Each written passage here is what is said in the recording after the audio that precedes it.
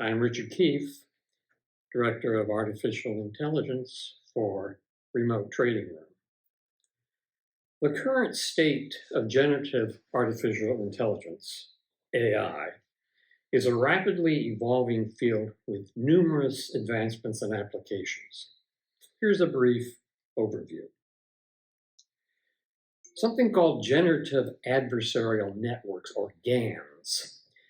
GANs have become one of the most popular methods for generating artificial intelligence, particularly images. They work by pitting two neural networks against each other, a generator that creates images and a discriminator that evaluates them. Over time, the generator improves its ability to create realistic images. GANs have been used in art creation, video game design, and even fashion. The way they work is, imagine you have two artists. One is trying to create a fake painting that looks like a famous masterpiece, and the other is trying to detect if the painting is real or fake. The first artist keeps improving their fake paintings based on the feedback they get from the second artist. And the second artist gets better at detecting fakes as they see more of them. Over time, the first artist becomes so good at creating paintings that they are almost indistinguishable from the real ones. In a GAN, the first artist is the generator, which tries to create data like images. The second artist is the discriminator, which tries to tell if the data is real or generated. The two parts, generator and discriminator, are in continuous competition, helping each other improve. So where is it being used? Well, for one thing, artwork, music, and other forms of creative content. Also, image enhancement. They can improve the resolution of images, making them sharper. Face generation. They can create realistic faces of people who don't even exist. Style transfer. They can change the style of images, like making your photo look like a Van Gogh painting. Data augmentation. In situations where there is limited data, GANs can generate more for training other models. And of course, video game design, where they can create realistic game environments and characters. One of the most promising is in drug discovery. They can help in generating molecular structures for new potential drugs, and there are many more. The applications of GANs are vast and continue to grow as the technology matures. AI is also using natural language generation with models like OpenAI's GPT series. NLG, natural language generation, can generate coherent and contextually relevant text over long passages.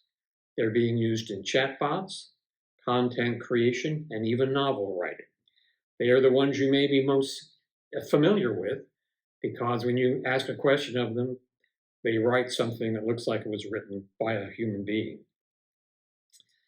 Music and video generation. AI is now being used to compose music and generate videos. Platforms like Jukebox by OpenAI can generate songs in various styles and even mimic specific artists. Similarly, there are AI models that can generate video clips from textual descriptions. We've talked about drug discovery and design. They have been successful in determining how certain kinds of molecules and fold in order to create certain proteins that would be useful in the development of new medicines. In fields where data is scarce, generative AI can be used to augment existing data sets, making it easier to train robust machine learning matters. AI can now take the style of one image and apply it to another, leading to creative applications in art and design. Now, while all of these positive applications of generative AI are delightful, there are also concerns.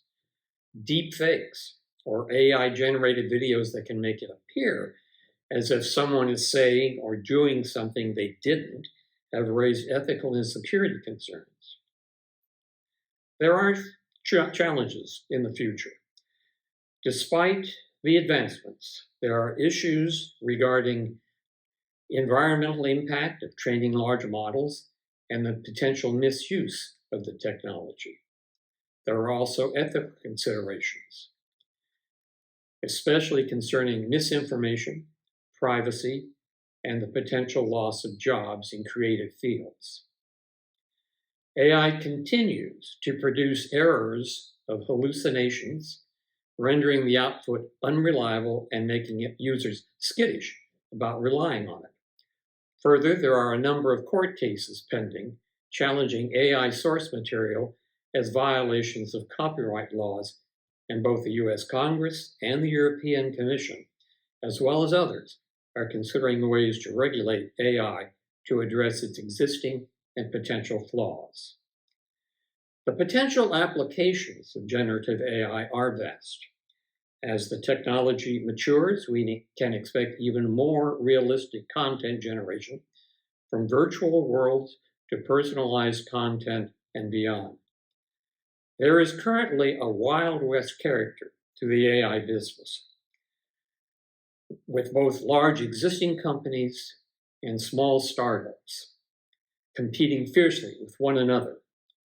In time, it is likely that the mature market will end up containing a handful of large generalist models with a long tail of task-specific models. Until then, hang on, folks. The revolution is just getting started. Have a great day.